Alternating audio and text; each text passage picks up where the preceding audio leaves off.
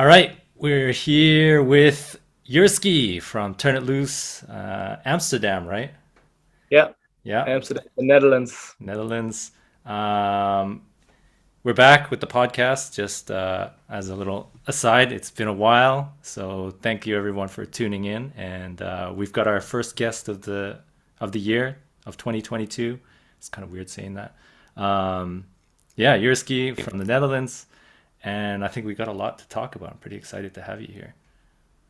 Dope, man. I'm excited to be on actually. Yeah. Yeah, Yeah. Why don't we, yeah, just get started with a bit of like, just background of who you are and, yeah, just kind of how you got into breaking or whatever you want to share with the peoples. cool. Um, yeah, it's funny, right? All right. We're here with Jurskee from Turn It Loose, Amsterdam, right? Yeah, Yeah. Amsterdam, the Netherlands. Netherlands. Um, we're back with the podcast. Just as a little aside, it's been a while, so thank you everyone for tuning in. And we've got our first guest of the year of 2022. It's kind of weird saying that. Um, yeah, Jurski from the Netherlands, and I think we got a lot to talk about. I'm pretty excited to have you here. Dope, man. I'm excited to be on actually. Yeah, Yeah, yeah.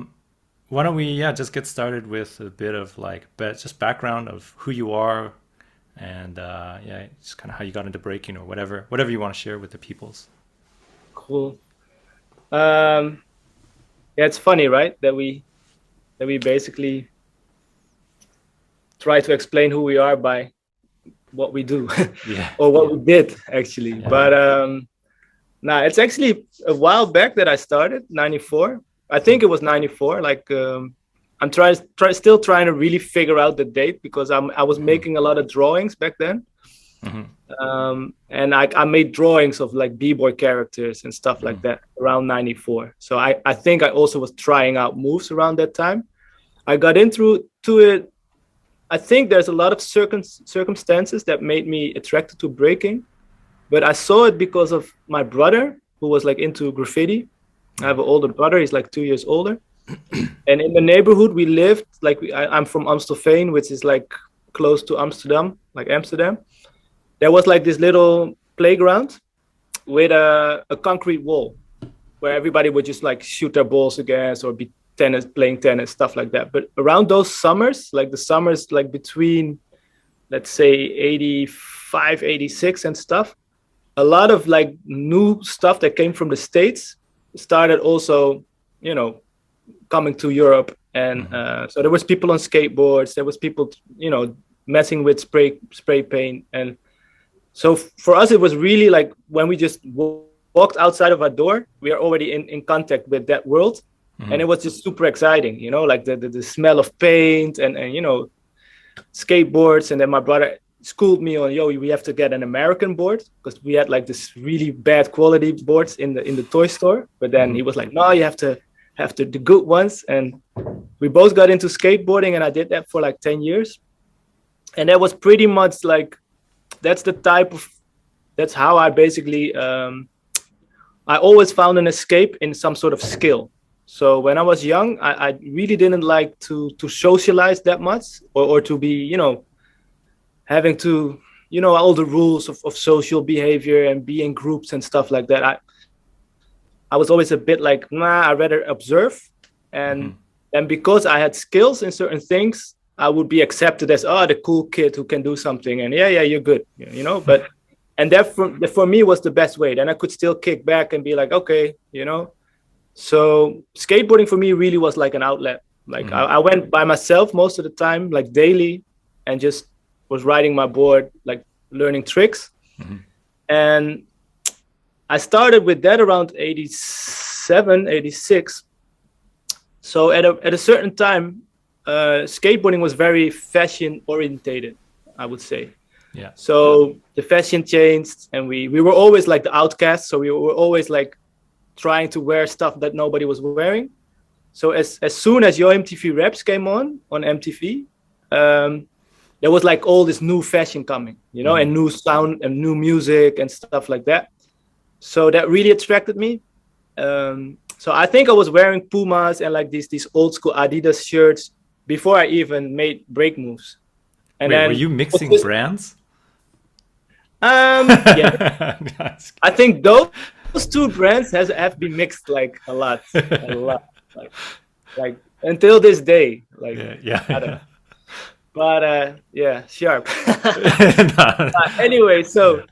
um, so yeah, it was just naturally, Hmm. and then a funny thing in Amsterdam, there were old school parties, sort of like old school revival kind of things, like a really small cafe where they had like slideshows with graffiti. It Oh, was that's organized cool. by a bunch of like graffiti guys, Hmm. and they had all these electro records.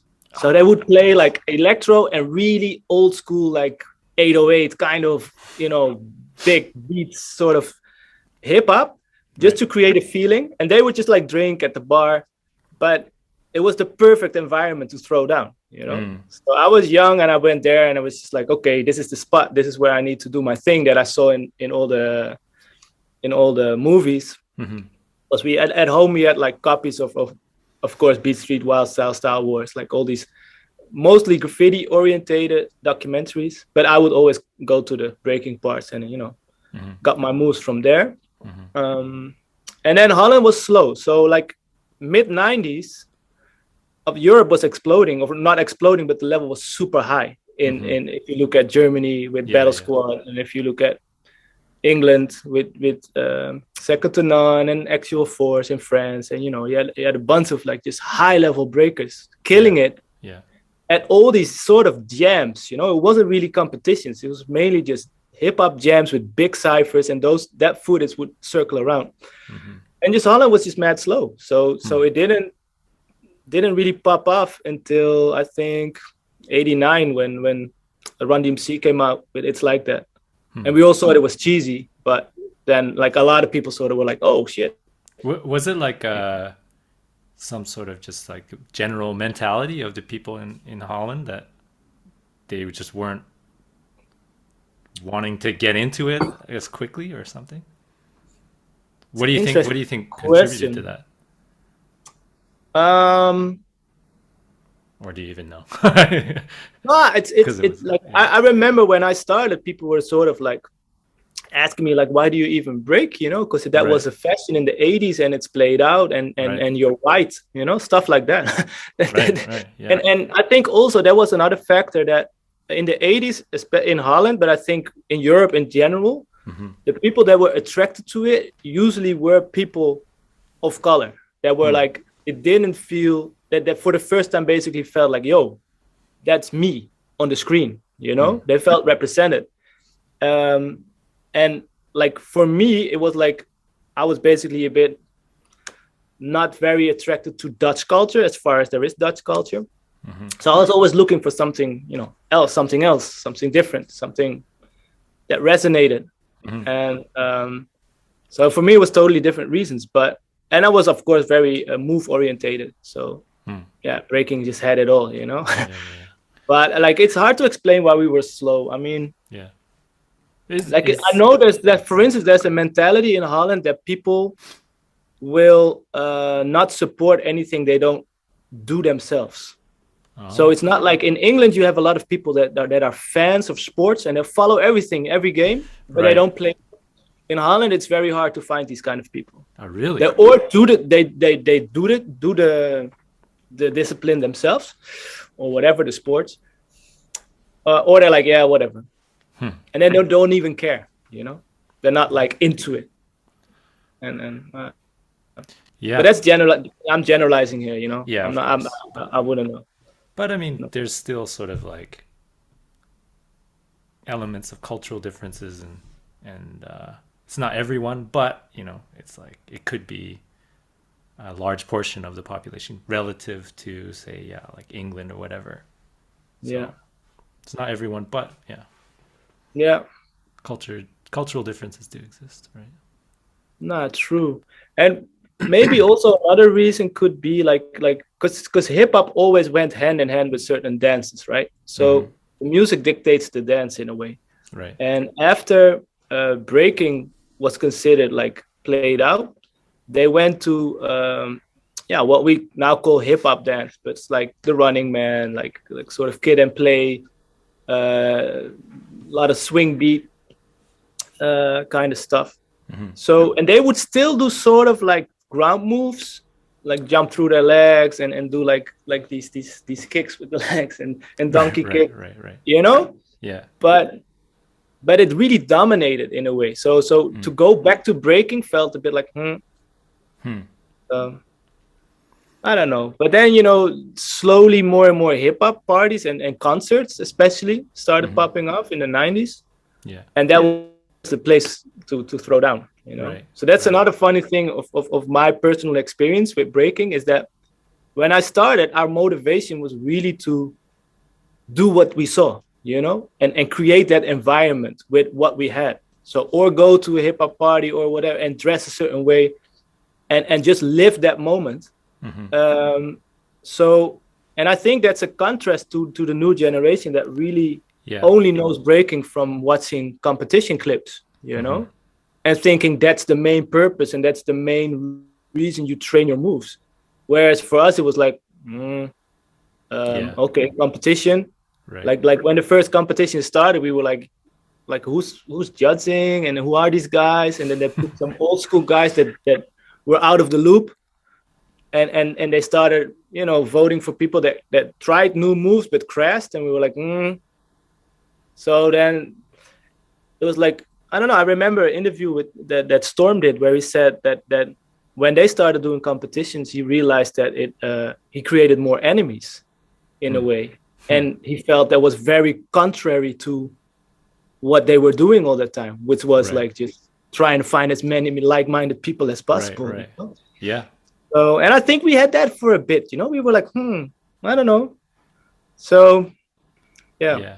Oh, that's maybe we'll get into that later. That's a really interesting topic though, of like, what you are a product of, like what you grow up in, right? Or what you're surrounded totally, by or whatever. So, totally. but yeah, we'll get into that maybe a little bit later. I want to talk a little bit more about, yeah, just like the Holland scene. We were kind of getting into it of like Hmm. the Europe scene was really picking up, or there was a lot of strong crews out there, but Holland was kind of lagging behind. But Yeah, uh, it it didn't kind take of picked long up, though. right? Yeah, it didn't take long because in that time, what happened is that a lot of people that were high level in the 80s, as soon as they found out, yo, they're going again, Hmm. they were back like Right. that. And then, especially in a city like Rotterdam, Hmm. there was like a lot of guys that were still like super fit, Hmm. and they went to work. They just rented rooms, even at the DJs in their training spot, and then they would like have sessions every weekend. And we would travel to other cities to go to those sessions. And it Hmm. was like there was people were just so, how do you call it, hype that it was back.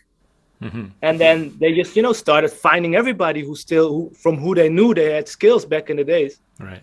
And a lot of those people lasted for a long time. Like we still have now people like Carlos, who was like Carlos Rocha. He's like an 80s b-boy, but he got activated again and he never left. Like he's Hmm. now like still judging, still doing his thing, Right. DJing.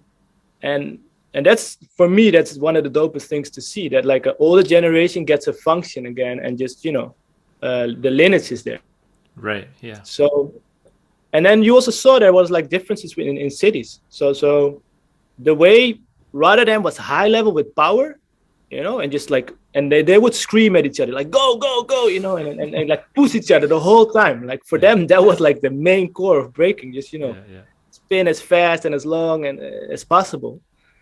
And then in Amsterdam, we had some sort of more like an intellectual approach where we would really look at, yo, what's Amigo doing of flying steps with all those threats, and what's Emilio doing with those back rocks, and we would analyze those things and pretzels and whatever, and come with like these new sort of 90s footwork techniques. Hmm. And then Rotterdam was like, yo, what the fuck is that? I've never saw that. Like, yo, what Right. kind of breaking is that you Yeah. guys do? Yeah. Yeah. And so it was like, it was a nice exchange, you Mm. know. Yeah. But That's another thing too. That's sort of, a lot of people mention this, but with the advent of the internet and especially YouTube, like that sort of like regional styles and stuff has really, it's not completely gone, but it's like people have, what's the word, like become very similar in a lot of ways. Yeah. Like there's individual things or like regional things that are still there, but that difference is like less pronounced, Yeah. less obvious. Yeah. And I mean, it's, there's pros and cons to every situation, but I do No, miss the totally. seeing. Totally, totally. I remember when I thought it was very weird that people danced like Koreans.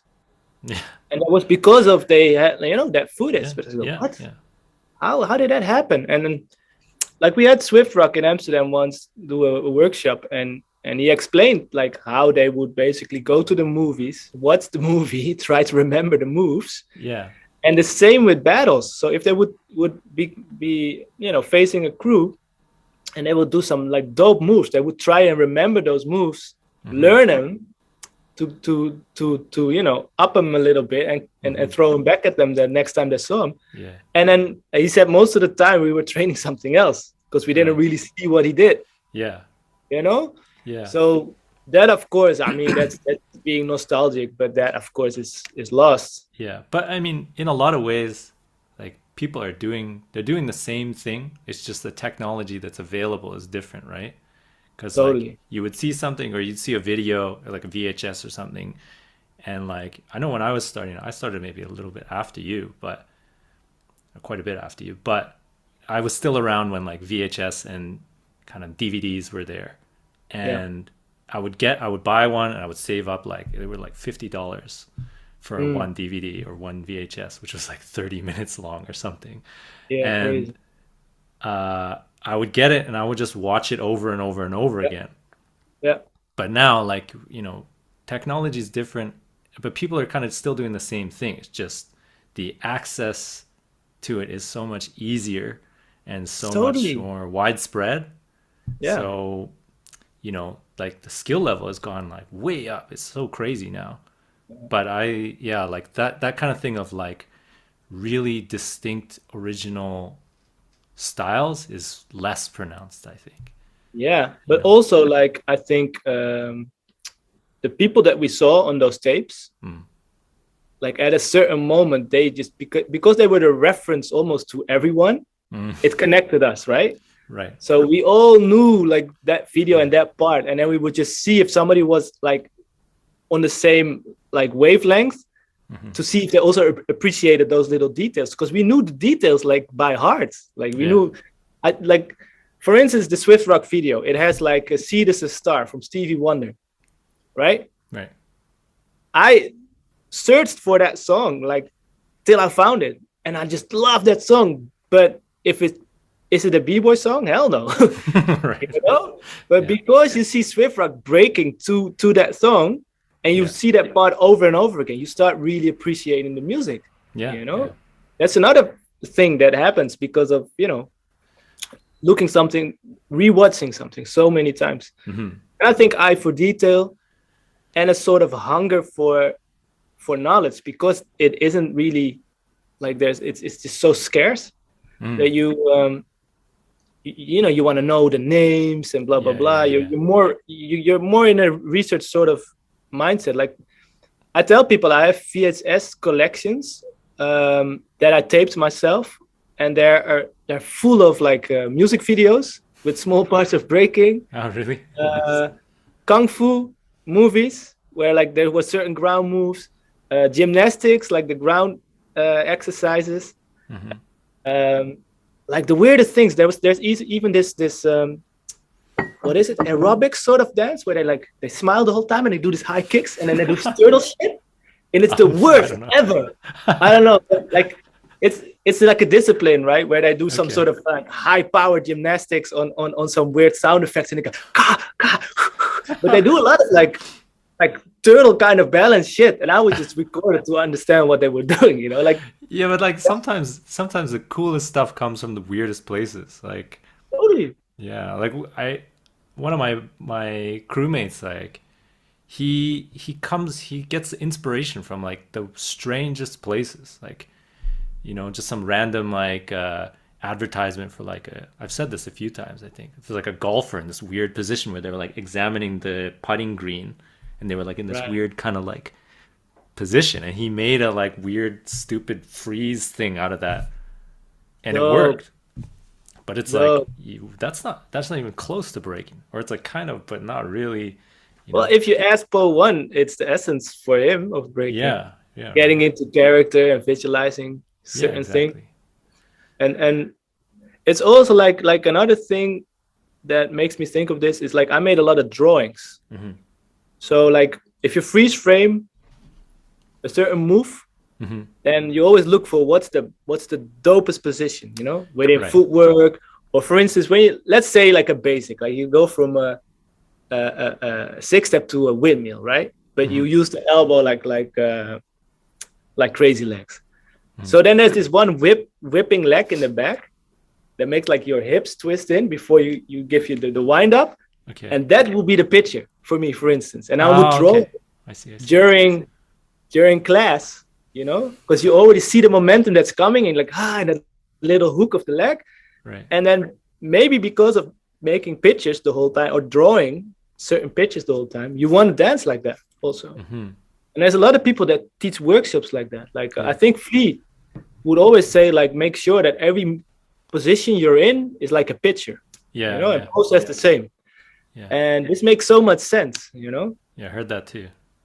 And yeah, so I think it comes from that sort of you try and capture certain stuff Hmm. that really attracts you, like Yeah. visually, Yeah. and then you make pictures of it in your head and in your mind. And Yeah. But that's like a good example too of seeing, like, you know, if you see a windmill and you see it in motion, it looks like something completely different rather than if you freeze it at a certain frame, yeah, yeah. right? It's like looking at it from a Pictures different of perspective, backspins and right? windmills are the worst. Yeah, but true. But what I mean is like it can allow you to look at something from a different angle or from a perspective that you never looked at. And that's where, like, if we're talking about like creativity and stuff, that's where a lot of stuff comes from. It's like Yeah, you never would have looked at this, or if someone hadn't done something, you never would have thought of this idea or whatever. You never would have seen it from a certain way or whatever. true. And it, Yeah, it forces new ideas to get into your head, right? And yeah. that's like kind of the you know, part of the advantage of people who travel and they go and see things like say Mm. for breaking, you get exposed to new ideas.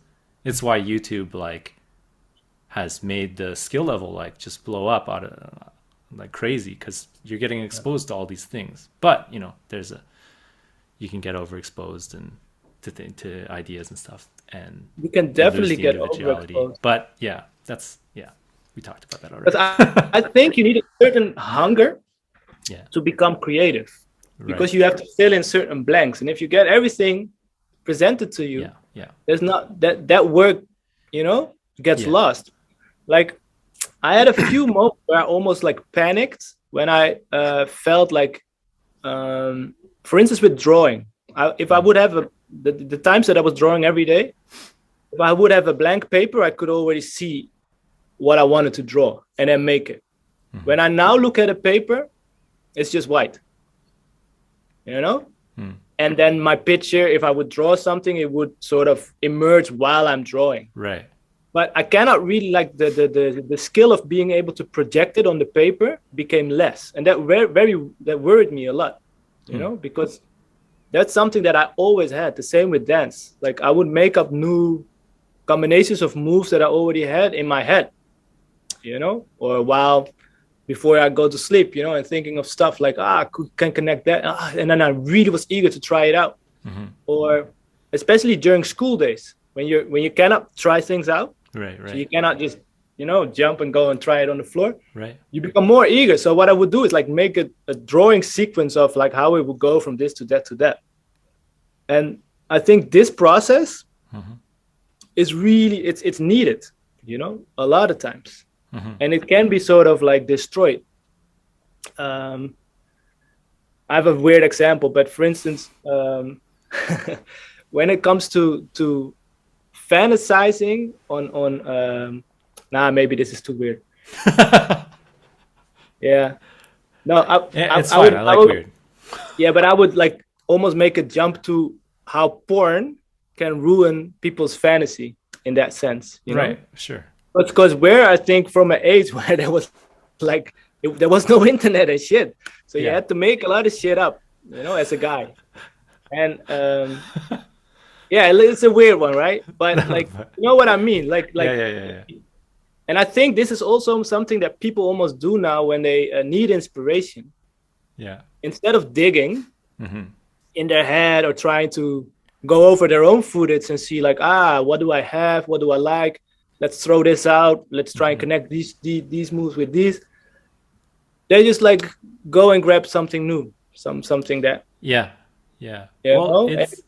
it's like you know, limitations can force you to be more creative, right? Yeah. When you always have the solution, it's right there, it's easy to get. You don't have to do anything, you don't have to think. There's always, oh, I'll just take a new idea. But when you have like when you have to actually use your brain and solve some problem, it's like, to me, that's what creativity is. This is really just problem solving. And you've given yourself some kind of problem, whether it's like something simple like, oh, what move can I make with 1 foot or something like that, or it's something like, oh, I saw that move that so and so did and it was really dope, but I can't remember it. Right. So then you have to piece together this new idea from this imperfect memory that you have, and that forces you to create something new, right? Yeah. So no, that's it. And I feel also a byproduct of that is ownership. Like, because whatever you create, and when you really made that shit up, that creates a totally different sense of ownership. Because you know, the joy of coming up with something that's fresh. Oh, it's the best feeling. Like I keep telling people like when I was like still in my skateboard days, when you would buy like a new skateboard with like a dope graphic, I would be like put it somewhere in the corner of my room and look at it the whole time, you know, right before I went to sleep, and then the next day, and I'd just be like so fascinated by, you know, how it looked.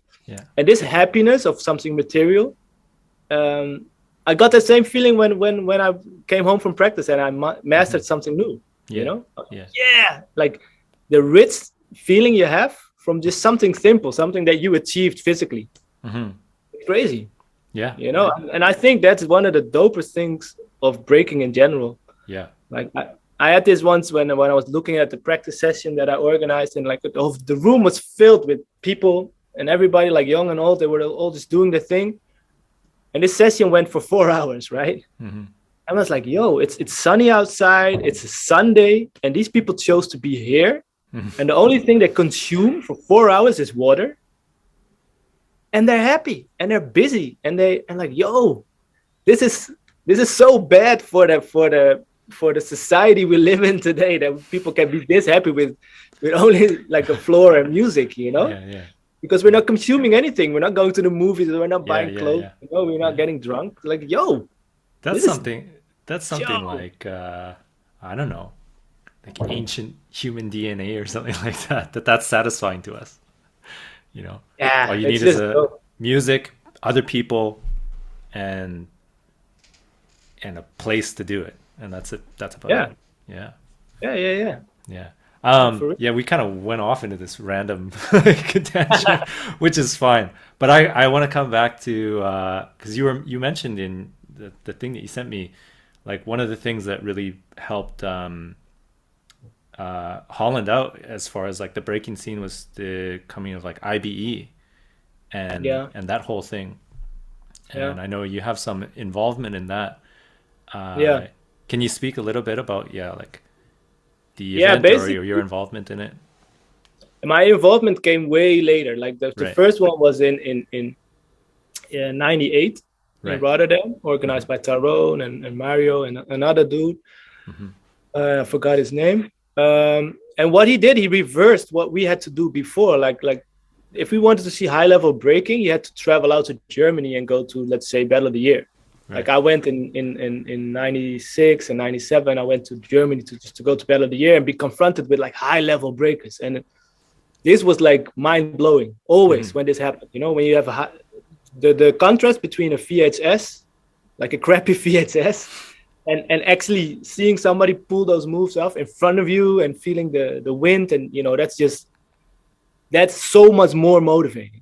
And so what Tyrone basically did is he got all that talent to Holland. So now people didn't have to leave their country, and they're I with like high level breaking, you know? Yeah. So and the good thing, like why I would say that it helped structure the Dutch scene is it was annually. So it was like every year there was like an IBE coming, and then in between the same people started organizing the Dutch bboy champs, which was like just, you know, national championships. And it was, of course, for a long period, it was very normal that if you would enter somewhere, that you would come as a crew. So that was usually the people you train with, and then the best people you train with, and then you form a crew, and then you enter battles. So the motivation that these crews had was constant, like they're constantly fed. You know, there was constantly a reason to be training your skills, because like you would know, okay, this thing is coming up again, like this and this months. And of course, remember there was like usually three, maybe four big jams in the whole year. Right. That was it. So the rest of the year you would like just training and going to, you know, local parties, house, in somebody's house, whatever, you would just throw down. But like these big moments, they were like really big, like huge. You had to be there, and you knew everybody would be there, and some more people that you didn't know. So this, of course, it made a big impact. And then when internet started coming, there was like an internet forum that was like only for Dutch. That's bboy.com, and like it had like this forum, just like bboy world had one, and I think the freestyle session board, you know, there were like a lot of these boards, and this was like a constant source of information, because it was the only place where you could meet and find out new dates. People started posting up videos that were like mad slow with the dial-in and blah blah blah, you know. And then you had your username and you had to log in, right? And this was at one point, as soon as Facebook hit, then this was too much to still like go log into some sort of board. But I think we all collectively made the mistake, or we didn't see it coming, that Facebook would have the same function as a forum.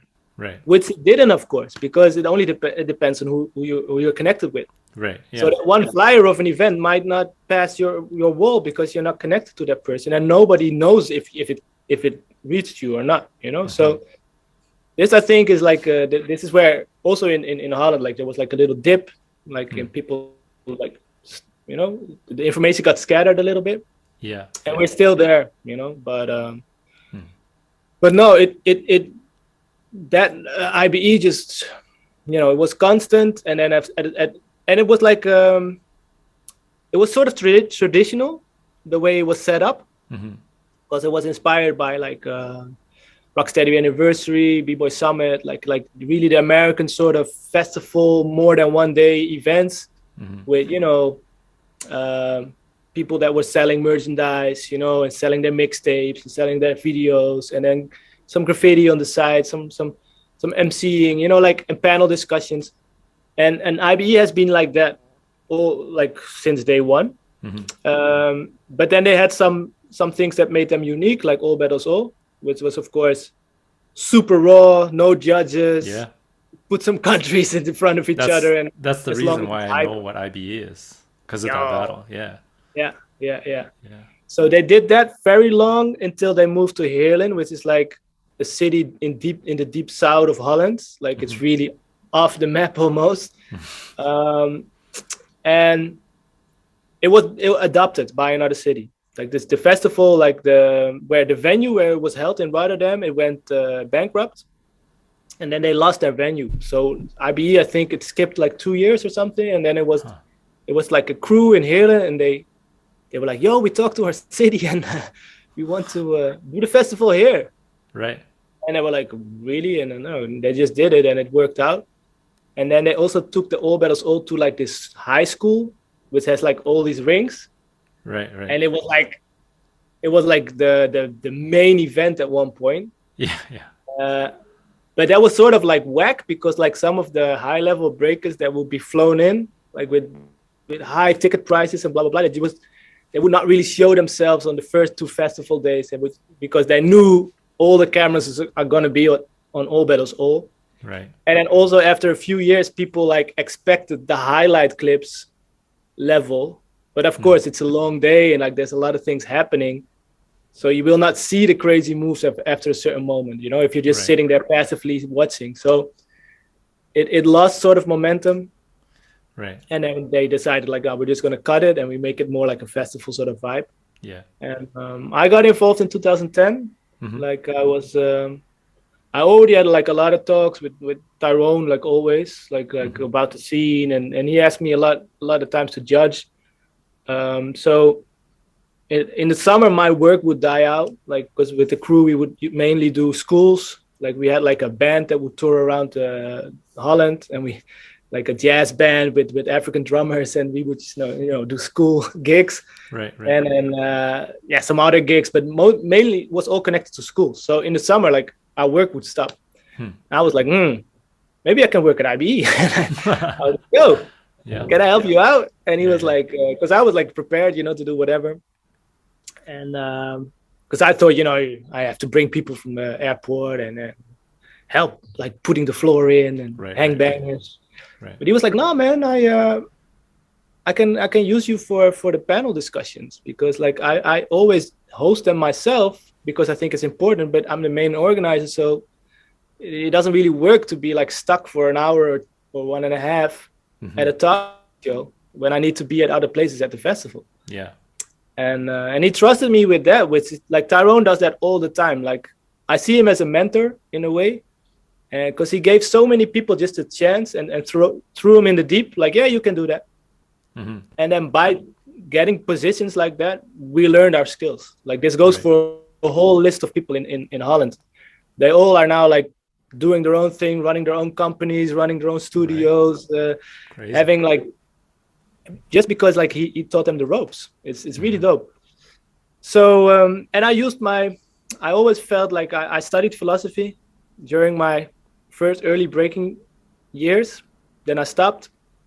Then I picked it up again.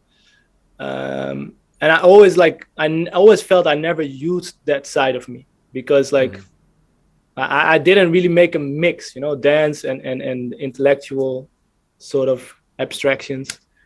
But then when I saw the panels, they were usually a mess. The hip hop panels, like how they were like in the 90s, like we had some OGs, some pioneers, and they would just like make statements, and everybody would like, yeah, and walk away confused, right? Because there was not really structure.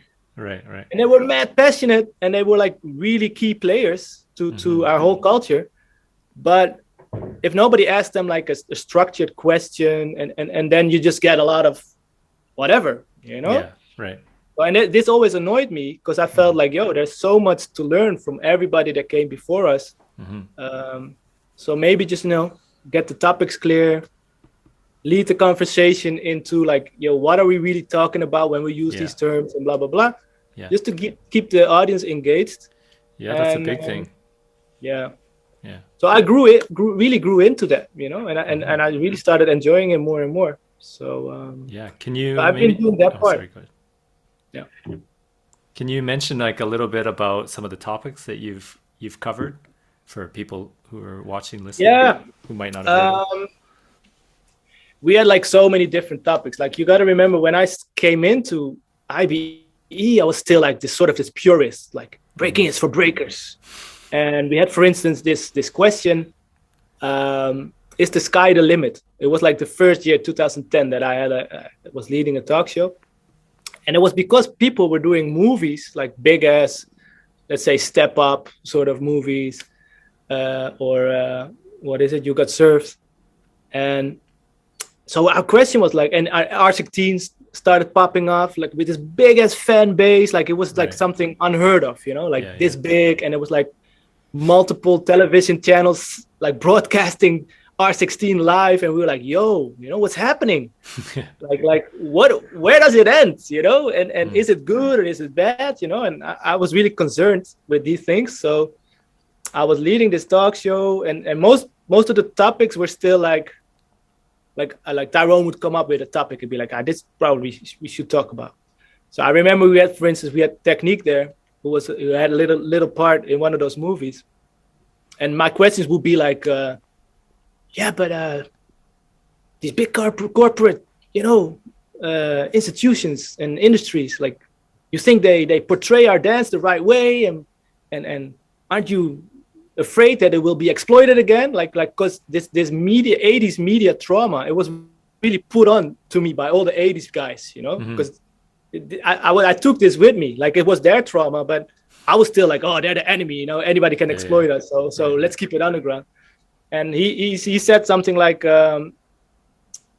if you keep one thing in mind, it almost cannot go wrong, and that's the notion that they're a guest in our culture.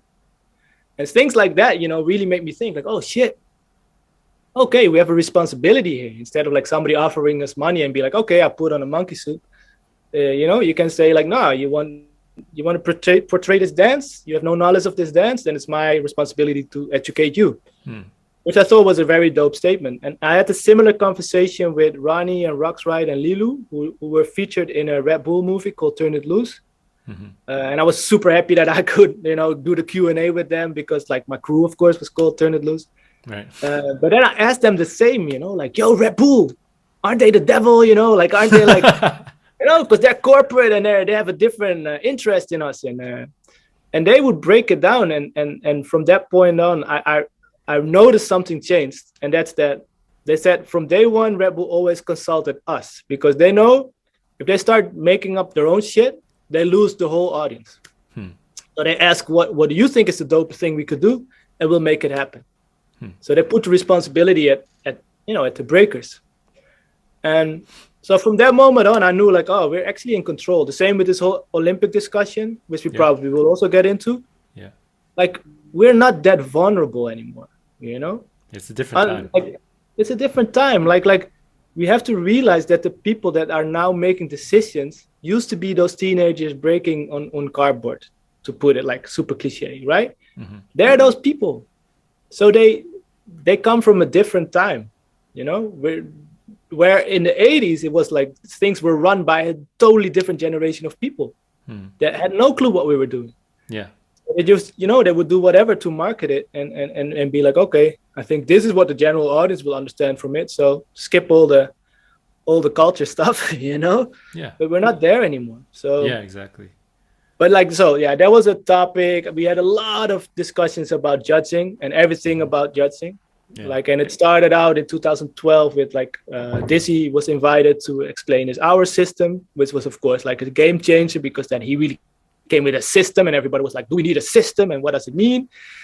And then a few years later, we had like a topic which was like, do we need judging systems? And then towards what's the meaning of a tie? Because at a certain moment, everybody got tired of competitions and all the judges being like, oh, I'm tired, fuck it, and we're like, I mean, camp, no ties. Yeah, no, exactly. I mean, yeah, but we had like a philosophical discussion on what could a tie potentially mean. Like, can we even agree on what it means when a judge does this? Yeah. Like, if he's very actively paying attention, it might mean you are exactly on the same level, which is like, a rarity, but cool. But most of the time, it could also mean like, yo, guys, I'm not here. You fix it. It's your problem now. Yeah. Which is like a very bad thing, because then, you're there to make a decision, right? Yeah. And then in stand-up, it's still very normal. Like, oh, this is a heated battle. Let's continue. Yeah, one more round. Make it clear. Yeah. It's like, no, that's your job to make tough decisions. Yeah. Plus, I think like it was more normal back in the day, because the events, they had more time and not that many groups. But now with 200 people entering, like, nah, man, you can't be indecisive like that, Yeah. So, but I think, sorry, but just I think, the fact that you guys do those talk shows and that there's people like trying to, yeah, just dig a little deeper on like what it is that we do and what are these things, like what does it mean, what does the tie mean, what does it mean to actually judge, what does it mean to, like, one thing that I don't, it hasn't really been talked about like deeper, but it's stuff like biting. Well, what's a bite? How do you judge a bite? What's, Yeah. these kind of things. It gets complicated, right? When you Yeah. really Yeah. start to get into it, because a lot of times I think people just have this sort of very surface level view on a lot of these things. And But they, you know what's the weirdest thing in general when it hmm, comes to just this culture and hip hop hmm, is that you learn it usually without talking. it's true. It's Yeah. like cipher etiquette. Yeah. People will school you if you're young by just pulling you out a circle when you jump in and there's a battle going on or something, Yeah. or it's not your time and it's a big man cipher or whatever. Like they school you in a way that is similar to how animals would school each other, like Yeah. there's a ranking in dogs always, when Yeah. you're Yeah. a Yeah. young dog, It's you have to true. just It's wait true. till the older dogs eat, and that kind of stuff. We think it's all that simple, but at a certain moment when you start asking people questions, then they're like, oh, okay, we actually have different views on this. We don't Yeah. actually really know what it means. Like the topic you just brought up, biting. Like most people still think like you can bite a single move, but usually you bite somebody's image, somebody's whole persona. Just Hmm. you show a lack of creativity because you took a whole part and you were like you didn't take the time to invent something yourself. Yeah. So like what helps for me is I compare it always with language. So Hmm. as soon as you start sounding exactly like, or I get confused because I'm listening to you, but you use the same accent as, let's say, Tony Montana, and I'm like, yo, what the fuck? Who am I Yeah. watching? Is Yeah. this like some sort of a so if that's happening, then alarm bell goes off. But when I Hmm. see a move that I knew, but you put it in a different combination, I'm like, yeah, moves are moves, man. I mean, like Yeah. people have been doing head spins in the dirt, so I Yeah. don't Yeah. know. Yeah, Like, but but that's what I mean. Like, I think especially like you said, when it's like a cipher or something like that, like there's a lot of things that you can just learn by watching and that kind of thing, or just learn by doing, and or like you said, you don't need words. But when it starts to get more like formalized and more organized and more, that kind of thing, you need to start having these talks. I think that's like one thing that I always respect about Renegade is like he's one of the people that's always like, let's talk about this, let's figure it out, this kind of thing. always vocal, always vocal. Always vocal, and like people don't always have to agree with everything he says, but it's like he gets discussions started, he Yeah. gets people talking, Not which I think actually is good. like if you ask like what does the part culture that we always refer to, what does that really mean? Yeah. I think these talks at events where everybody is like or like a lot of the people that come out and then they come from worldwide to have these talks, they are almost the glue to basically exchange and see, do we still understand the same things the same way, or are there like things that are unsolved or problems or blah blah blah. Like it's holding us together. Yeah. If you Yeah. wouldn't have that, if you just have your big stage superstar showcase competition, then like all these moments where you can actually ask questions. The same with workshops, they're super important Hmm. because like after, even if the teacher decides like everybody has to shut up and I'm going to teach you a technique and then we do this like for 2 hours and I'm going to make you sweat, he will usually end still with a little circle like, okay guys, how did you feel about this, and are there things you want to ask me, or and then that's where sometimes the most value from that whole workshop lies in that Yeah. moment, Yeah. that Yeah. moment of exchange that you're like. Yeah. I remember, like, for instance, my first workshop I took, and I was stubborn also. Like, it was in 2009. So this is like, I don't know, I started in 94, right? So all that time I was like, no, I can learn this myself by just watching and whatever. But then there was like this wild style tour, and they brought like Crazy Legs, Fat Five Freddy, Grand Wizard Theodore, and Mr. Freeze to Amsterdam. And Crazy Legs was doing a workshop. I was like, yo, I'm gonna do this. And people were like, yo, why do you take his workshop? Because I had people around me that were like, yo, but that was like the beginning of breaking. You can already do all that stuff. You know, like, what? Hell no. Like, and indeed, I was there, like one of the more older guys, like, because there was like kids as well. But for me, like I was teaching already. I started teaching in 98 because somebody was like, yeah, can you teach me this? And yeah, well, whatever. I try and teach. So I learned, you know, totally without any guidance. But the main reason for me to go to that workshop also, like one of the main reasons was like, just if he tells the students things that I also tell my students in my class, I'm doing something right, you know? And already to get like certain, like for instance, he pointed out, like when people, like he asked everybody to do a 6-step just to see the level. And then when people had flat hands, he would point out that they had flat hands. And I was like, yes, I do the same, you know? Like little shit like that, you know? It was just dope because I was like, okay, cool. And he taught me a bunch of new stuff too, like the way he trained for his footwork battle. Around that time, he had the Mighty Four footwork battle, and he trained with that, I think, with T-Rock. And he would like have like this system where they would like have a circle and everybody had to dance for, I think, 30 seconds or maybe 50 even, like pretty long. And then he say like, first he would do it with 4 people, then with 3, then with 2, you know, and then just go at it.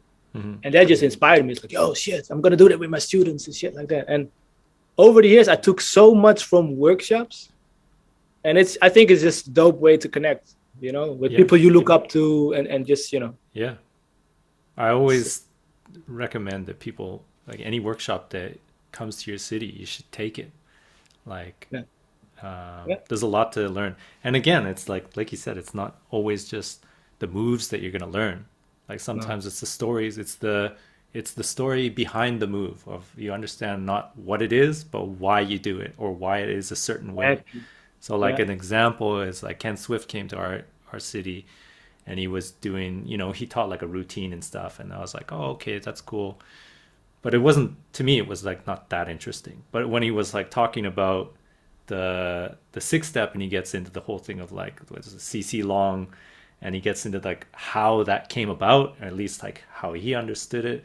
And it was like, it was a move that people used because like the circle was so small and they would use it to like basically like kick people back, and they would do this like elongated footwork, and it was like to open the circle up again. Right. I may be remembering that wrong, but that's what I remember. Or things like, you know, Wiggles came and, you know, people are like, how do you do the pop or something, like whatever they're asking. And I was like, because I knew he does rocking and stuff. So I was like, what's the background? Like, what's the story behind like the Apache line and stuff like that? Yeah. Like, and he starts getting into stuff like old, like just New York gang history of like, education of Sonny Carlson and shit. Like, and like all this stuff, and you're like, whoa, this is like way deeper than, you know, just you Wiggles throw a punch and stuff like that. Wiggles is a gem. And you know, like it's funny you say this because we had this funny look at Rocksteady, right? Like in Europe, because you need to realize that this whole dance in the rest of the world outside of New York got it. Most of them got it secondhand. Like a few countries and cities got it, of course, firsthand when they did like the New York City rap tour and some other tours, and the Wild Style tour to Japan and whatever. But most just copied what they saw on a VHS. So when the revival was going on and Rocksteady was activated again and started coming to Europe and Germany, they were like on some sort of schooling mission of telling people how the dance originally was meant to be done and where the names came from and what the lineage was. And they were so fanatic with it that people were like, not everybody was having it, you know? Not everybody was like, yo, what the fuck are you trying to change our dance? This is freedom. You can do whatever you want. They were like, no, there's like a structure to it. There's names to it. There's a philosophy behind it. And so when I met Wiggles in 2009 in England, we had to perform at a breaking convention, and he was there like doing his solo showcase. And like we got contact because he was like, yo, we never used to wear fat laces in pro cats. That was like our first introduction. Like, oh shit, okay. We only put him in chucks. So he would already school, just at the first moment we had contact. Right. And I asked him like, yo, what was the reason behind you guys preaching that much in the 90s? And then he came with a quote that he had from Bambada, who said like, because Wiggles basically asked him like how should we learn like the other people, and he got something abstract back like if you beat the drum, the people will follow. And he said that just resonated with him, and he just went on and schooling, and it's just dope, like because he has stories for days on how they were like, it's not all romantic. The fights didn't stop when hip hop came. We would still rob people even though we were doing gigs, and there were flyers that come with your new sneakers or your new sheepskin to this party, and they say, yeah, everybody knew it was a setup except for the people not from that neighborhood, because you would get robbed as soon as you entered. Shit like that. He would like give me all these stories. I was like, shit, this is dope. Mm-hmm. And I remember this was the time where a lot of people also got fed up with breaking being like male dominated, everybody with elbow pads, sweating in the club, stretching, doing power moves. And they came with this like counter movement of, yo, real b-boys dance with girls. Right. And he would give it to me too. He's like, yo, I think all this breaking stuff is gay nowadays, man. Like there's a bunch of guys, bunch of dudes, and they're dancing, and then a girl wants to jump in the circle and they push her out. No, we're busy. It's like, yo, what the fuck?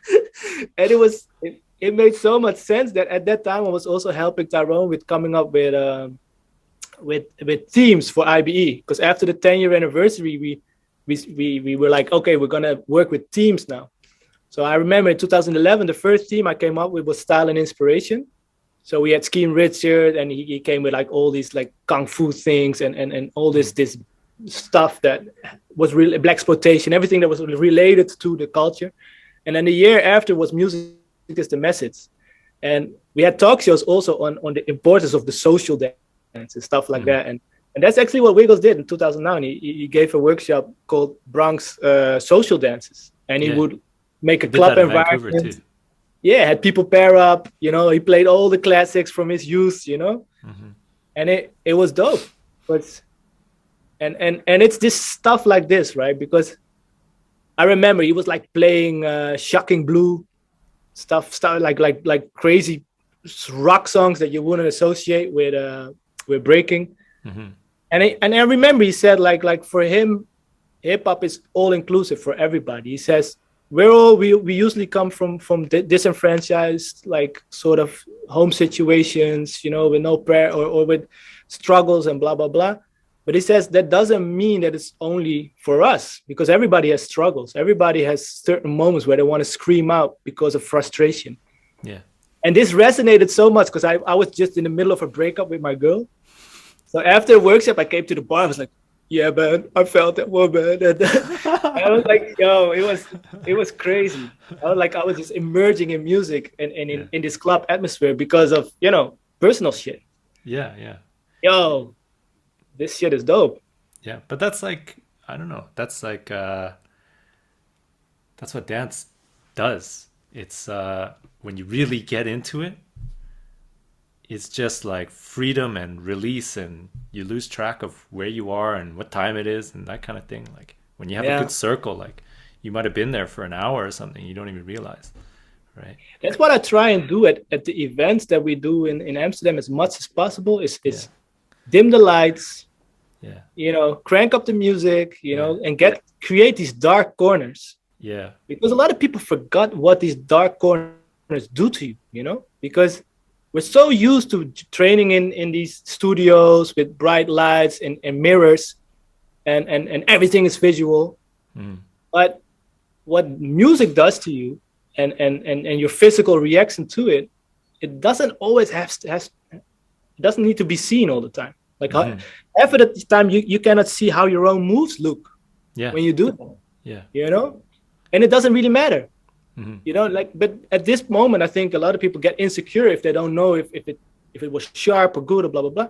Nah, just go to these dark circles, have the music like vibrate in your bones and body, Yeah. and react, Yeah. and you get in this sort of freeze zone. And it's hard to explain because I don't know if you probably teach as well. There's like these kids that are now being put at breaking at the age of, let's say, 5 or 6. Right. Not because they discovered breaking, but because their parents used to break in the 80s and they Yeah. now have kids. Yeah. And then I'm thinking, like, when you do the math, when is the first time these kids will be in that kind of environment where it's a dark Mm-hmm. club, the music is pumping, and you go off because you have to, because the music tells you? That will take like another 10 years probably, because Maybe. Yeah. before they have this first experience. I'm like, wow, we have to fix that in a way, you know, if it's even fixable. I don't know. Yeah. Oh, I think that. Maybe I'm just being old, you know. Yeah. But that's something that I thought about a lot. Like, you know, it's kind of a weird thing with breaking, because breaking in a lot of ways, like part of what makes it exciting is this sort of like kind of sort of ego driven thing of like, look at me, this is my moves and it's my time to shine and everyone's watching me. But at the same time, like, especially as you get older, or just like the deeper you get into it, I guess maybe it becomes more about this, like, yeah, I don't know, it's this, maybe this is my just my opinion, it's like this sort of spiritual experience of like, you're there alone in the circle, but it's kind of like you're with everyone and everyone's vibing and everyone's dancing. And it's not about like, it's not about, you know, being the best in the room. Maybe, but it kind of is. Maybe you're trying to do your thing and Yeah. be good at dancing or whatever. But it's like, it's this. It's so hard to explain. It's this sort of like, yeah, spiritual moment of like, everyone becomes one and you're all vibing together. And like, I think it's because of partially where I'm from, like Vancouver already has that sort of vibe, but then you also throw in, or maybe it's because of this influence of like Circle of Fire in Seattle, guys like Free and Orb. And there's been times where I went down there and like, they were just like in a circle, and you go up to it and it's like, man, these guys are, this is what like freedom looks like in dance, Yeah. you know? And it's not Yeah. about like, I'm the best, I'm better than you. You'll see it where it's like two people come in and it's not like they're fighting over who gets to go. It's like, Mm. it's not even about like one person's being polite. It's just like, oh, we're just vibing. And like, sometimes they go back and forth and stuff. And it's like, oh, you want to come in? Oh, let's dance for a bit. And they're kind of like doing this two-person thing, but it's not like they're trying Yeah, to. they come from house, you know, and Yeah. I remember somebody telling me, like, in house we exchange in a circle and you guys are Yeah. always battling. Yeah. And you know, of course, this is very cliche, but I think what you're talking about, like that situation that in a club, it's something else, because let's face it, we're all fighting insecurity all the time, right? Yeah. And this is an internal fight. Yeah. And it can be anything, you know, like you come into a practice room and you don't, and you get into observation mode. This sometimes happens to me, that Yeah. or you wait too long to jump in a circle, and you realize you're cold. Your ideas are already going fast, but you know, my body's not able to do it. Like, my first run will be shit, you know. Like you have all these internal struggles, or these, I want to come out fresh with my new things, you know, and I wait to the right moment. This beat, nah, it will not come out right. Like, ooh, this beat, shit, I let the beat go, you know, fuck, it changed, forget it, you know, like all these internal conversations, right? And I think this is the main struggle when it comes to what you were just saying. Like, it's not who's the best, but it's almost who's the most free. Who's the most in tune, where his body does what he wants it, or maybe even above that just the body just moves, and you're just being guided by it. You're like, oh, whoa, what's happening here? Yeah. And I think we usually, or most of the time, start very rational, Mm-hmm. because that's where our control comes from. That's our sets, that's our preparation. And then the longer we dance, we have to, because our material sort of runs out, we have to start improvising. We have to get into this free zone just to give meaning to all the time that still is there, the music Mm-hmm. that still is there. Mm-hmm. And I think the main goal is to get there as fast as possible, but it's super hard, Yeah, but that's, I guess that this is why I brought it up, because you talked about those dimming the lights and stuff like that, those dark kind of uh, dark corners or things like that, the circles that are happening like off to the side, and Yeah, like to me that's one thing I think I've mentioned this before, but I even do that sometimes when I'm like practicing by myself. It's like I turn the lights down, and so there's no it's it becomes like it cuts out the vision, it cuts out that sense, and so it's all just your ears, what you're hearing and what you're feeling with the yeah, movement, and you don't see anything. yeah. And when you have the like the clubs or those circles and those kinds of things, like the best circles that I've been in were like that, where the lights were dim. It was like kind of hard It's to the see. cliche, right? Like Yeah, dance like nobody's watching. That kind of yeah, thing yeah, is that's what you try and achieve, and that's the yeah, easiest way. yeah. And like the same way, like during the breaks, like cipher time, they're usually the dance floor that's totally lit out. It Hmm. will still be open, and there's Yeah, always these guys that don't give a fuck. They're just gonna throw their air flares and they jump yeah, right in the middle. yeah, But I would be the guy who was like, I build up my confidence in those dark ciphers, and it can be just like by just top rocking and creating a top rock cipher. And then as soon as people start throwing down, I'm like, okay, skip. I go to the next, make another circle. And then when I feel like, my moves are starting to get smooth and I'm warmed up, that's when I might, jump into the light and be like, oh yeah, guys, I'm also here. Let's go. yeah, yeah, But yeah, it's like, yeah, yeah, it's weird, right? yeah. But at the same But time too, I don't want to say like that battle spirit too is not good, because that's also what makes breaking fun in a lot of ways too, right? So of course. yeah, Yeah, but you got to see it for what it is. yeah, Like this usually comes from just being super confident yeah, and and and, yeah, and trying to get to that spot where you're very confident, because that's super satisfying. When you're ripping it, like it's something that we try and push each other to all the time, is being at the top of our potential. You know, hmm, and that I think in general is the dope thing of dance. We encourage that the whole time in other people. hmm, Like that's also the way I look at freestyle versus like choreo. Like I've been at dance academies where I was teaching, and they would pick up everything pretty fast because their motoric skills are super good and blah blah blah. But they would be like scared to death for a freestyle circle. hmm, And then I tried to figure out like what's this thing that you're afraid of, and they are so used to basically learning the words of others and making it sound exactly the way, like if you're an actor, and you get a yeah, text and you say it exactly the way it's supposed to be, but you're still telling the story of somebody else. And then always try and explain them, like within hip hop we always want to know what's your story, what do you have to say. hmm, And that's what we use our vocabulary for. hmm, And we usually celebrate accents and we celebrate slang words, and certain things that make you stand out.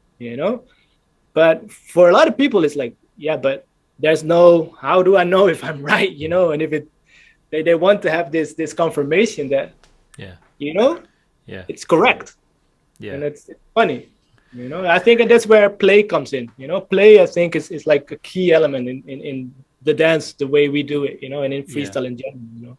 yeah. Well, it's like it just kind of reminds me of, because I teach in Japan, I teach English, Mm. and it's something that you see a lot in the students, because they're Right. learning, and like they learn the grammar and they learn the vocabulary and they can do it, and there's no problem.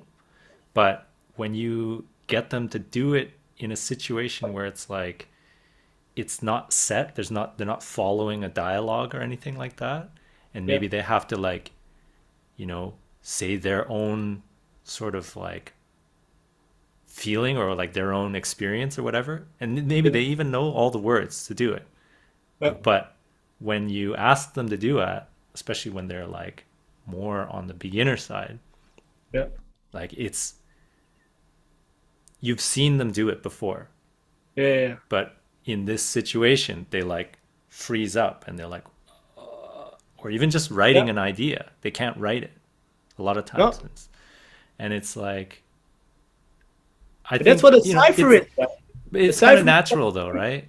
Like Yeah. for a beginner to be like that. But I think it's Yeah. like you got to teach people to be okay with that uncomfortable environment, right? To Yeah. not Yeah. know what you're doing all the time, and that's okay. It's Yeah. like if you create the right environment, that stuff can eventually flourish. But it's Hell like, yeah. yeah, you've got to set it up, right? Yeah. Yeah. Plus, you can sometimes change the goal. Change Yeah. Yeah. their motivation, because I've noticed in class, like if I just open up the circle and say let's go, everybody needs to go, Hmm. then they're all shook. They're like, fuck, man, Yeah. I'm forced to now do something. Yeah. Whereas if you flip it around and you give them an assignment, Yeah. like show me your own way to touch the floor with your back. I usually do that one with beginner workshops. Hmm. There's something else happens. Hmm. Like they know this is the only objective. Like I have to just touch the floor with my back. Yeah. Some people will actually really get creative with it because they feel the need to stand out. But others will just take the easy route and be inspired by somebody else and just like flip it a little bit. And then I say, already now you're doing exactly what we do all the time. Yeah. We get inspired by each other and we flip it. Hmm. And because this idea has this that we just formed, has this power and to motivate us to jump in because we want to now show our idea before it's too late. That's the only thing you need. But when you're focused on, oh, everybody's watching me and I have to do something now, and then you're only focused on, the wrong things. Yeah. Yeah. Same with like this talk. Like some people will be like, how can you talk in public? And they would be so aware of the fact that they're talking and they're making noise and somebody's watching them, and then like, and it just go. Yeah. It's crazy. But Yeah. and another thing that I think that really connects with this language is there's always two types of students, right? Like there's this type of students that really want to feel secure by doing everything in the book and blah, blah, blah, and do the assignments. And then somebody else will say, no, I'm just going to move to Japan. Fuck it. Yeah. There's these people. They say like, yeah, well, I'll figure it out. I will talk with my hands and make chicken noises if I want to order something and whatever, Mm-hmm. And they pick it up. And it's the same with somebody who would be like, I just go straight to the big man cipher and I'm just going to make a fool out of myself. And then I will learn faster that way. Yeah. Yeah. And I mean, there's pros and cons. You will look like Yeah. a fool or a toy. but then again, yeah. Yeah. I think there's a lot to be said about that. Like, because there's a lot of parallels between language and dance, specifically like breaking, right? Because it is, Yeah. it's not a lot of times it's not a choreographed dance. It is a very spontaneous thing. You don't know the music beforehand, that kind of thing, right? And language is the same way, right? I mean, yeah, there's like, speeches and things like that. That's part of language too. But that's like the parallel, right? Yeah. Most language is done spontaneous, right? Yeah. And so it's the same with breaking, right? But people have got to like, number one, they got to get the skills to be able to do that, right? So that's like, they get their foundation, their base. But then after that, once you have that base, that's when you just start playing, right? But you've got to get used to that feeling of like, it's okay to not know what you're doing, and you just kind of, you could talk around in circles. Whereas with breaking, you do filler, right? Yeah, You exactly. fill it with like, oh, I'll do a CC here, a little hook, and then maybe I'll do a sweep, and then, oh, okay, I'll do a whatever, right? Do stuff that looks like breaking. Yeah, right? Exactly. Yeah. Without saying anything. Yeah. Yeah. So, But then there's the dope thing that breaking has this crossover to art, right? yeah. And then if you look, if the way we use like And then there's these different types of, you know, using your voice, right? So for instance, I would compare almost like footwork to rapping, right? Because it's fast and snappy and it, and, you know, patterns. Where power moves correlate way more to singing and making long notes. You know, did you ever see how a fast windmill or a headspin can look good on violin, for instance? Yeah. But if you have a breakbeat, it doesn't really make sense, except that it resonates with your heartbeat, like But you know, for instance, but it goes well with long notes.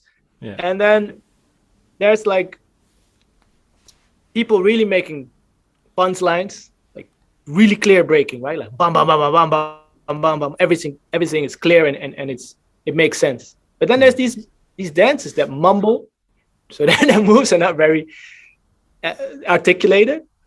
And then there's people just doing poetry, just being very poetic and all about feeling and shit, you know, and not knowing where to go. And it all makes sense because we can all understand those languages. We probably have our own that we prefer, but you know, this is the dope thing with breaking. As soon as the states is there, everything goes. As long as like, and there's one thing that we usually forget that already gives a big direction to what we do, and that's of course the music. So that for a big part already determines the conversation or should, right? You know? Yeah. But yeah, man. But yeah, so we got off on this another tangent, but I always enjoy these things. But yeah, I want to talk about maybe steer it back to just like maybe judging. And I know that you have some experience actually using was it the Trivium or the threefold? Yeah, both. Of them? Yeah. Threefold comes before Trivium, so right. Trivium is a bit the more complex, like a bit more fading. Right. Maybe because we had, I talked with Storm about this, and he kind of broke down the systems a bit, and I thought it would be nice to have someone who's actually sat down and used the system, who's not Storm, like talk about their experiences with it and what you thought. Yeah. Oh, actually, I did the certification for the Trivium. Right. So I know basically how the interface looks and what everything does. And I judged battles on those specific categories for the exam because I did the certification, but I never had the interface during a battle. I only had the threefold during the battle. So the simplified version. So because like it is something to get used to, and that's something that is like maybe one of the few negative points at this moment, that because you have to put in data, it takes time and it might get your eyes off the dance floor. So for all the coaches out there, really train your dancers to look at the judges when they use this system, because I was in Paris during the World Championships that they did, the WDSF, and I saw a lot of intros getting lost because the judges were still putting in data. Right. But apart from that, like I'm very how you call it, impressed by how the system that they came up with deals with a lot of like dangers that we have in judging this dance. Like, because a system can fuck up everything, it can steer us a certain way or force people to dance a certain way. And all of these things, I think people that dance for a long time, their gut feeling is that this is the biggest threat for our dance, right? Because one of the dopest things of dance and breaking in general is that we can always innovate, we can always flip, the dance is always changing. There will be like a different style or a different emphasis on certain layers of this dance each year, each season. Yeah, it's very fluid.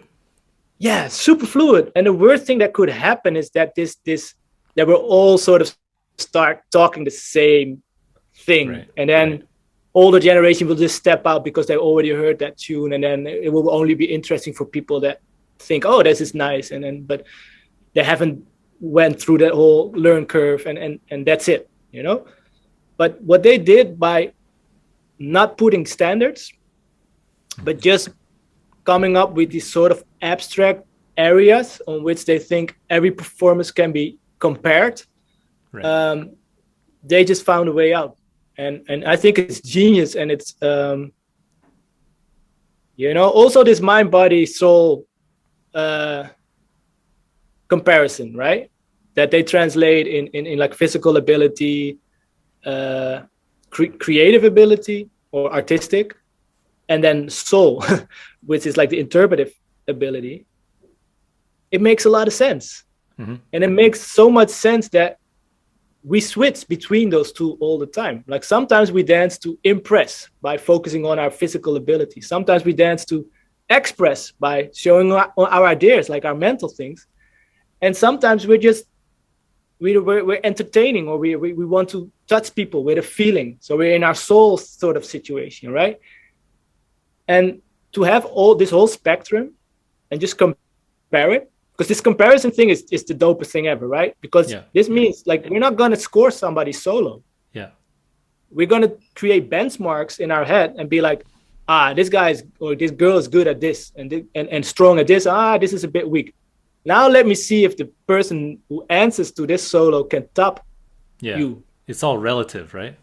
It's super relative, and this is the dope thing. Like I'm now at a stage where I cannot even judge a single solo anymore, because I'm like, yeah, but who you're up against? That will determine whether I think this was good or not. Because it's like, because for every judgment we make, we compare. Yeah. So what we did back in the days, he would just like put some OG with a lot of experience and be like, your opinion is so important to us because you helped to shape this dance, that whatever you appreciate, we appreciate. That's basically what we said. And I talked about this in the speaker series that we did for Mary from Canada.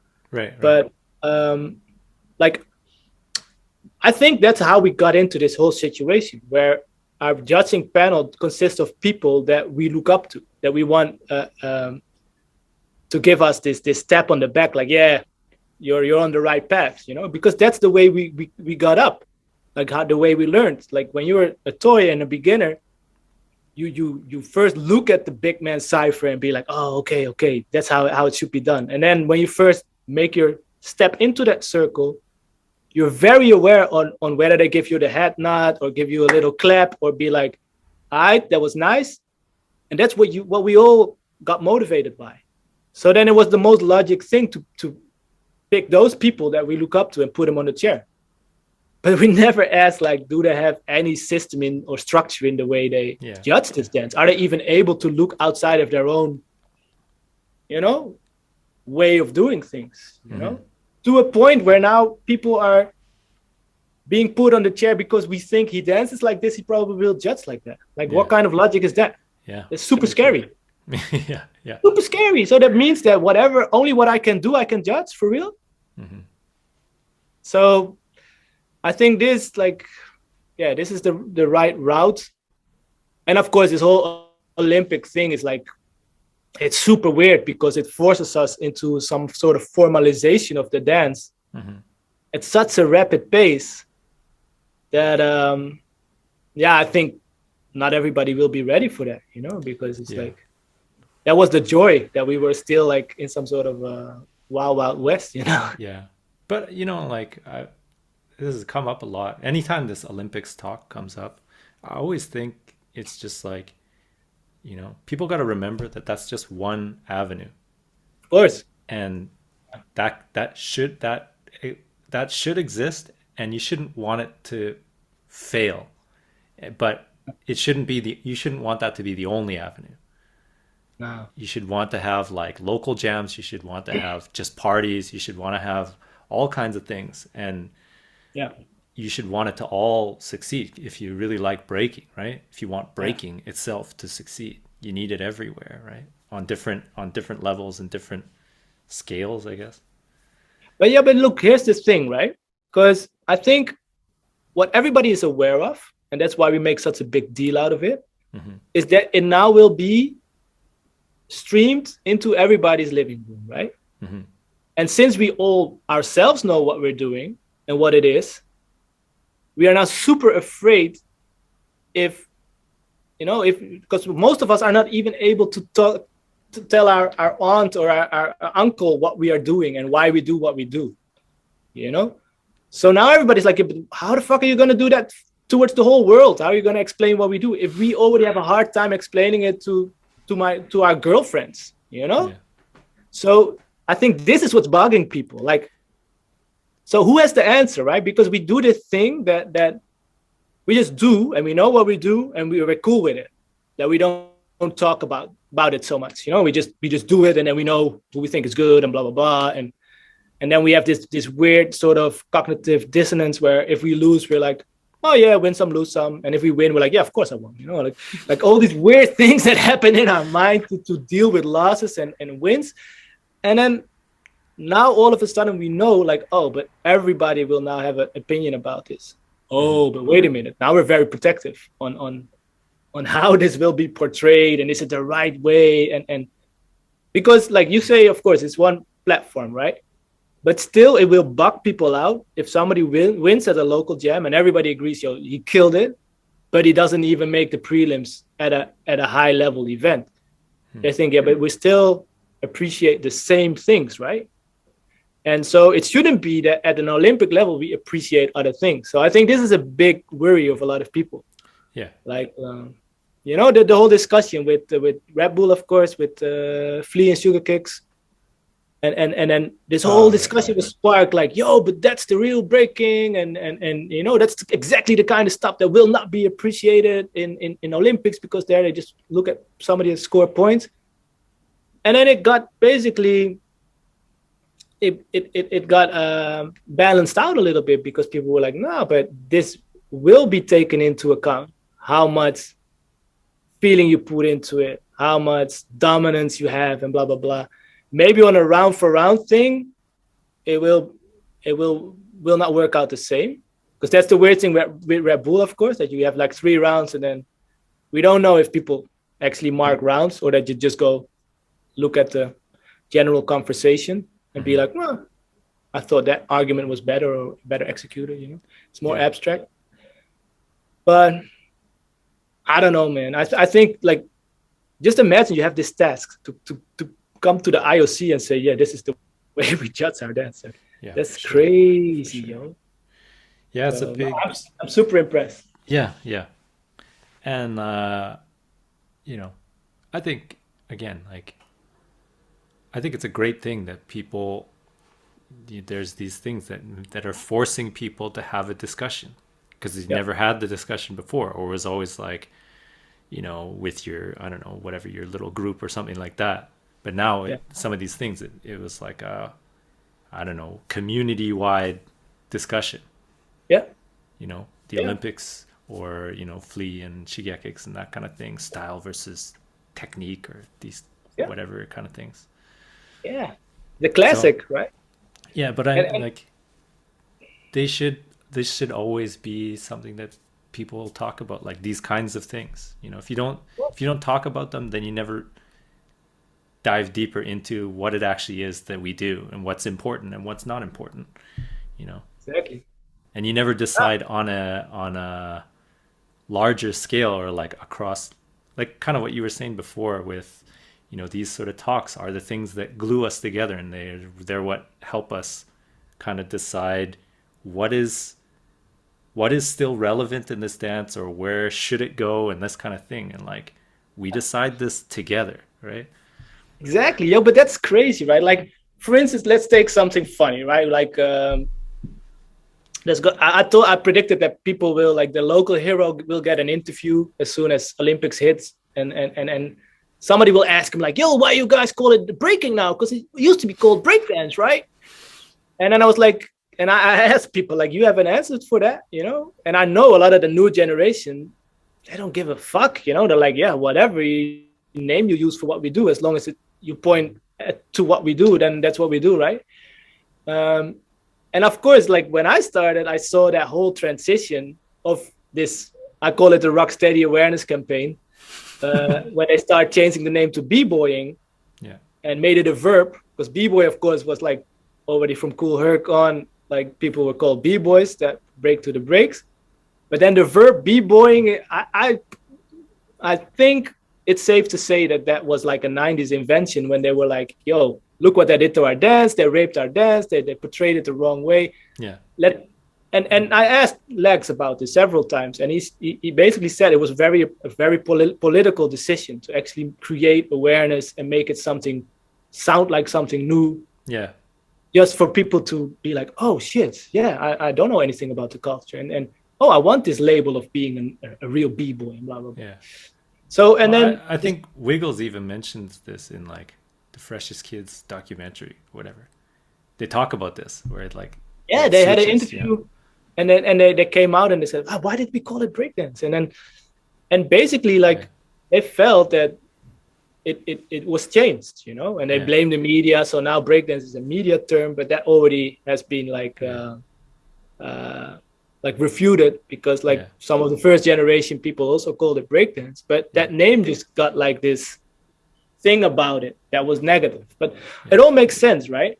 But then it's happening again too with the Olympics, and like people are pushing like it's not called breakdance, we'll call it breaking.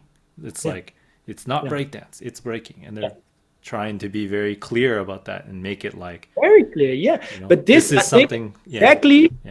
Communities taking ownership of this dance and protecting it. Like and it's funny, some people it goes totally over their head. They don't even feel involved in the conversation, even though they've been breaking for a long time.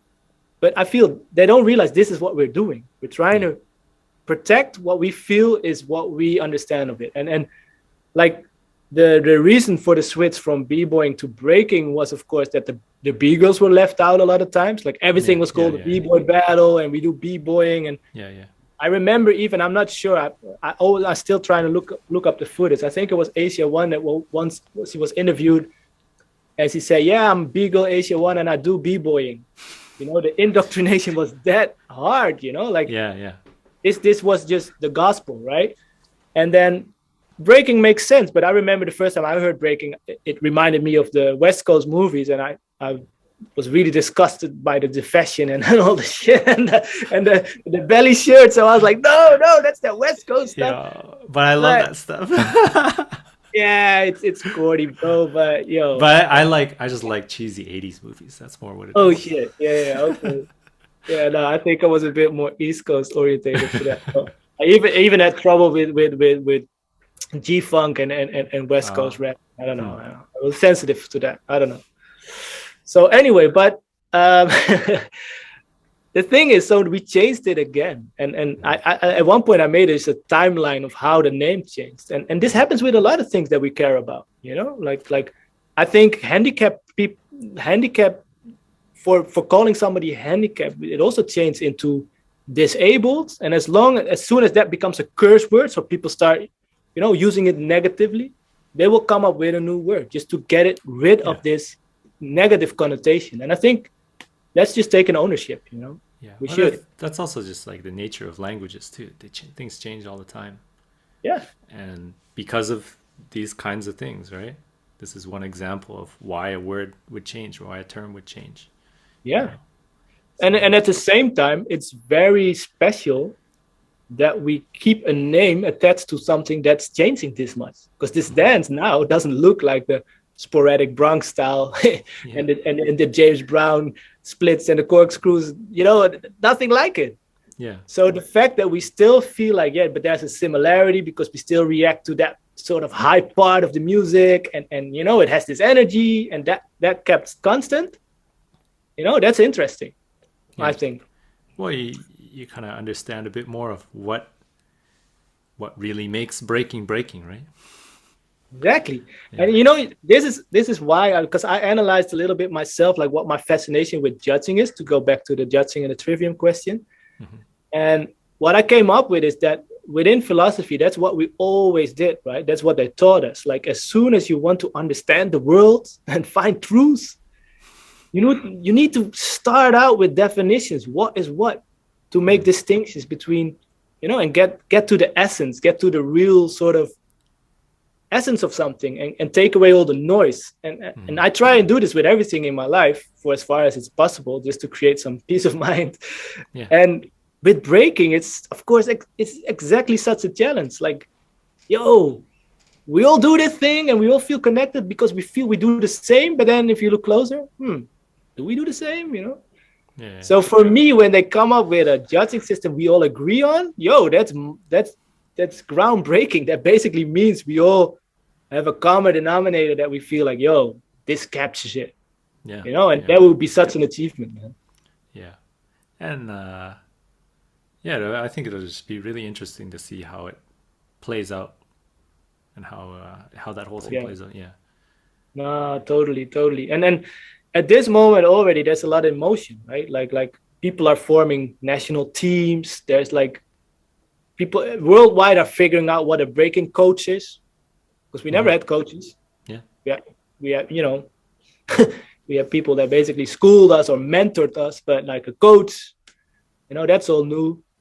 And like I use this phrase, like I've been using it since the Olympics hit. That my biggest mind switch was going from an athletic dancer, what I always viewed myself as, to now being portrayed as a dancing athlete. and I feel this is what we're now all getting used to. Like, there's a little group that are even called the elite breakers, which I have trouble with. But the elite breakers, they treat themselves as athletes, right? Where the whole generation before us pretty much settled with dancer, And I feel there's a pretty big difference between the motivation of a dancer and how a dancer gets satisfaction and an athlete. Because automatically, in my mind, athletes are it's connected to results, right? And dancer is way more connected to satisfaction or something, or something vague like that. So I even spoke to a student that now started this breaking academy that we started, like this 3-year vocational study. And she said, yeah, I do a lot of sports, but all the days that I dance, I don't count that as sport. I was like, oh, that's so interesting. Like we have this super clear distinction in our mind, like sports is meant for results and blah, blah, blah. And that's what you have your coach for. And that's what you sleep well for and eat well for and train well for, and then dance. Man, we fuck all that. It doesn't matter what time you go to bed and how much you drink. And if the music hits, you have to go, like all this irresponsible shit. It's all connected to dance, right? Yeah. And I feel this is going to be a battle forever. Yeah. Because it's both. Right? Well, I mean, you look at what breaking is and where it comes from, right? And like those are all important elements. Is like this expressive, expressive kind of like party vibe to it, and spontaneous kind of doing crazy things, sometimes like against what you should be doing to your own body, that kind of stuff. But at the same time, it's like this super athletic thing, and especially now it's becoming more and more, well, for a long time, people always talk about this, like, is it a sport? Is it not a sport? Well, I don't know. Some people talk about that, but it's like, it is and it isn't. It has elements of it and it doesn't. So you can lean harder into one side if you want, or you can lean harder into the other side, but it's like, it's this weird gray area of, it's like, it's not one or the other. It is hybrid. Both. That's the thing. It's freaking hybrid, and it can be all of those things at once. And I think even the way we like, if let's take Zeku, young guy now, sponsored by Monster, training like a beast. He can do whatever with his talent. He can go for gold, but he can also dance at some Pitbull concert or whatever, as an entertainer. And Tata the same, like he can be with Rakim doing a thing on stage, and at the same time win competitions at Silverback, like they can utilize their talent in so many ways, and after being on the peak of their performance, they can become like knowledge distributors, and pass on whatever they learned and how they got there and blah, blah, blah, and become educators, and that's what I try and tell students now that do this breaking education. Like, if I look at my invoices where they all go to nowadays, like, it's not that 90% of them I have to do head spins and windmills, like sometimes it's just passing on knowledge and creating concepts and thinking of a dope festival setup or the lineup. I use my network, like all these things get rewarded. And it's just like, it's not the task of just an athlete and a sports person. No, man. We can be the opening act and entertain, and be in a commercial while the Olympics is playing, like we can be all these things at the same time. It's sick. And then while you walk towards the stadium of the Olympics, there can be a street show on the corner of people doing breaking, like we can be all those things. It's dope. Yeah. Right. Yeah. It's one of the things that makes breaking, but especially breaking, so much fun. Yeah, so versatile, so much fun. I think we got to cut it there. Yeah. There's a lot more that we could talk. We could probably keep talking for a long time, I think. But we'll have to do it again sometime. Yeah, dope. We didn't get a chance to talk about your... you mentioned a little bit at the end, the little breaking... what do you want to call it? Breaking vocational study. Yeah, that's it. Yeah. So I'm pretty proud of that. I can give like a little just short sort of thing what that is, right? Because I think it's pretty unique, and it connects to everything we talked about, because I think what I personally proved to myself and what I now use as an example is that I can make a living of breaking, right? And just follow my passion and keep working on my craft and transmitting whatever I have to share, right? So I got this question like last October, like 1 year ago, like of this school where I was already teaching. Like, it's an academy. They basically just teach dance, all street style orientated. And I was like, for a long time, I was a breaking teacher there. But she asked like, I can start a new school year, like separate from the stand-up year we already have, and do you think it's possible to do a 3-year breaking study? And really just meant to prepare people for the possible work field they can end up in with breaking skills. And I was like, that's such a daring thought, like, what the fuck? Like, I wasn't even sure how the community would react, so I asked around everybody. I was like, you think we can pull this off? Because like, until now, everybody got good in the training room. And then the people that found work, they apparently have some other skills in how to market themselves and, do some street hustle. But is this something we can teach? And everybody's like, hell yeah, we can teach that, and we should teach that, because that's the stuff you don't learn in the practice room. So that's what you need a school for, to build your network, to see that you can go to theater, to entertainment, to competition, to building events. So that's what we did. We made a curriculum. We first consulted the whole community in Holland.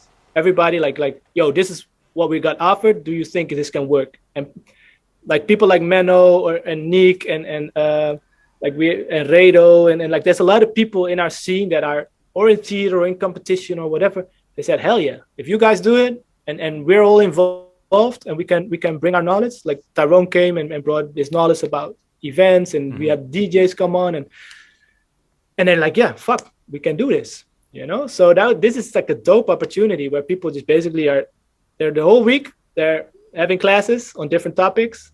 We built the year in 4 periods. So it's like foundation is the first period, then competition is the second period. And then stage performance is the third period. And then the fourth period is community. And all of these things, we have like practical classes. So within foundation, we of course train their foundation, but we also give history classes, just to get their knowledge up to level. We only accept students that already are breaking day in, day out. We're not a dance school where you learn your first 6 step at the school, You should already be like, I want to do this the rest of my life or something, or make this a career. That should be your mindset. Then second period with competition, we like have in the practical classes, we train them for competition. And they actually go to the gym also, twice a week and guided by a personal trainer that's a b-boy, but he became a personal trainer, so he knows like which muscles you need to protect for injury, blah blah blah. And I also talked in the theory classes about all the different judging systems that are out there and the different types of competitions that are out there, and make them, have their mind open up. And so because maybe they create the next event for us, and come with a totally different concept. So Yeah. we don't know. Then stage performance is basically just to get counting and spacing and group routines and all that stuff down, and be under supervision of somebody that makes something, and then get to know like the extras that you have in theater and lights and story and whatever, like just another way to use your skills. Yeah. And a community, we basically put education there, we put grassroots events there, we put running your own studio, having a crew, like all these sort of topics. And then these 4 periods, they repeat every 3 years, or all the 3 years. But we first it's just information. Second year is more like really getting your hands in it and mastering it. And the third year is like flipping it, right? This is something we apply in every class, right? Like it's mastering, applying, and flipping. That's the way we learn in hip hop in general. So you're not done until you flipped it, and you're not done until you can apply it to what you already have, Yeah. So, bro, it's such a dope task, and we can invite everybody in Holland to come and teach classes. And the dope thing that's happening now is some of those people never prepared for such a group that have this kind of interest. They just did it in general. Like, I have a skill and I show you my skill, or I learn you a few tricks. But now they get like in-depth questions. Right. So That's everybody's awesome. hyped.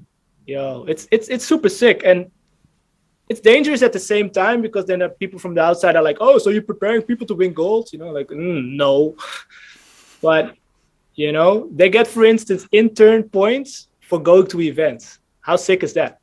Like, they would already go to that event, but now they can put so many hours of internship, because that's where they gain experience, or they participate and they get even more, or when they follow a workshop they get even so many hours, like Right. I don't know, man. It's super. I'm super excited, and That's cool. yeah, it's dope. So that's something we're working on, and it basically brings everything that I did together. Sort of. Did this start at the beginning? You said it started like when kind Remember, of COVID hit, right? yeah, but that's the dope thing. Like, education can continue, right? Yeah, right. Even physical classes. Most of the year, we've done all the classes just physical, and a few times, yeah, people got sick, of course. Right. I mean, where we are now with Omicron, apparently, I just had it with my whole family, and probably I was lucky, but it looks like most people just get it mild. So it looks like we're the end is near, but you never know, man. Maybe. It's like this whole COVID thing is mad crazy. Yeah. Actually, that maybe for the people that are watching, like, that's the reason also I was attracted to your talks, because I feel that's a big bonus we got from this whole being lockdown, is that there started popping up so many talks, and we already talked about it, but these talks are so important, because like I've been watching like a lot of lives on Insta and just interviews and for days, and yo, this is such a gift, because Yeah. it's usually the talks that are happening in the bar or after party or in the Exactly. hotel lobby, and then they get lost, But This is the beauty of the internet, that the scale is so much bigger. That conversation that would have been 2 or 3 people, 4 people, now, well, hopefully it's more than that. exactly, no, exactly. Yeah, right. Yeah, but you're right. I can keep on talking, but I think that basically covers the initiative of the school. Yeah, but that's It's called awesome. Creative College, breaking, super simple, Cool. and yeah, man. Yeah, well, I'm excited to see how that, progresses over the years and how it Yeah, evolves and stuff. So, yeah, we'll have to do it again sometime, and we'll check in and see what's going on with that. dope. Yeah. Thanks for having me, man. I really Yeah, appreciate I really appreciate you coming on and just sharing all your history and all your knowledge and experience and stuff. It's really cool. And yeah, I hope people listening, watching, you got something out of it and you enjoyed it. And maybe when all this COVID stuff dies down, you go out to Amsterdam and kick it with Jurskee. Yeah, man. Or the other way around, you know? We Yeah, start or the other way around, exactly. Yeah. Dope. Yeah, Dope, but man. thank you again, and Yeah. we'll do it again sometime. Thanks everybody for listening and watching, and we'll catch you in the next one. Peace. Word. Peace.